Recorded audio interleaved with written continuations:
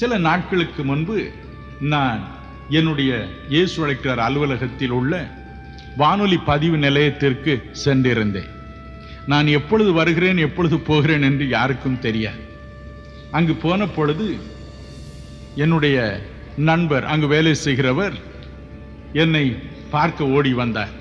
ஐயா, 2 மணியிலிருந்து 2 சிறுவர்கள் இங்கு காத்திருக்கிறார்கள், உங்களை பார்க்காமல் போக மாட்டோம் என்கிறார்கள். மணியை பார்த்தேன், 4:30.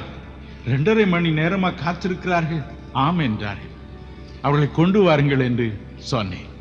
சின்னம் சிறு பிள்ளைகள். ஒருவேளை ஒரு பையனுக்கு 7 வயது இருக்கலாம், அந்த பெண்ணுக்கு 8 வயது இருக்கலாம். இந்த 2 பிள்ளைகளையும் பார்க்கும் பொழுது அத்தனை அழகுள்ளவர்கள். அவள் இருவரையும் வாரி அணைத்து முத்தமிட்டு என் மடியில் வைத்துக் கொண்டேன். அவளிடம் கேட்டேன், எங்கே இருந்து வருகிறீர்கள் அப்பா என்று. நாங்க மெட்ராஸ்ல இருந்து தான் வருகிறோம் என்றார்கள். உங்கள் வீடு எங்கே இருக்கிறது? இங்கேதான் பக்கத்தில் இருக்கிறது என்றார்கள். ஆமா, பள்ளிக்கூடம் இருக்குமே, பள்ளிக்கூடம் போகாம உங்களை யார் இங்கு வர சொன்னது என்று கேட்டேன்.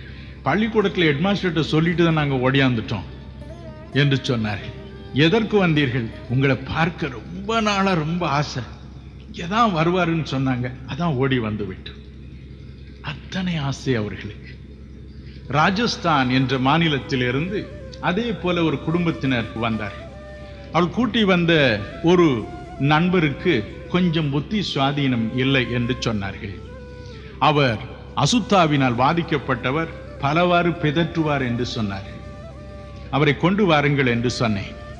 அவர் என்னை பார்த்ததும் என் காலடியில் வந்து உட்கார்ந்து கொண்டார்.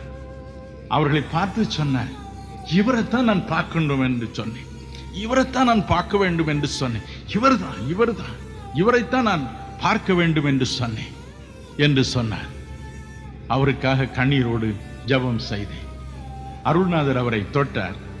அவர் சொன்னார், நான் இங்கிருந்து இனி போகவே மாட்டேன், நான் ஐயா கூடயே இருந்தேன், இங்கே இருந்து விடுகிறேன் என்று சொன்னார்.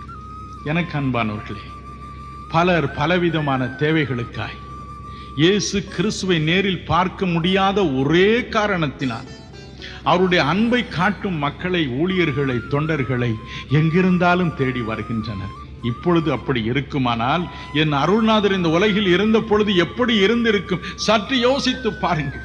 வேதம் சொல்லுகிறது, அவர் சென்ற இடமெல்லாம் திரளான கூட்டம்.